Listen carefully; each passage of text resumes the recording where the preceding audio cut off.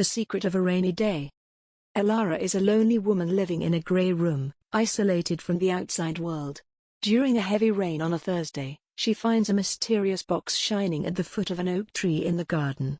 Inside the box is an old photograph, a compass, and a note that says, "The real treasure lies beyond the visible. Follow your heart, the stars will guide you." These clues lead her to the city library, where she discovers that the note belongs to her great-grandmother. Her great-grandmother was an adventurous traveler and kept the box as a time capsule. This discovery changes Alara's perspective on the world and her own life, encouraging her to listen to her inner desire to explore and start a new life. The story emphasizes the power of inner discovery and change,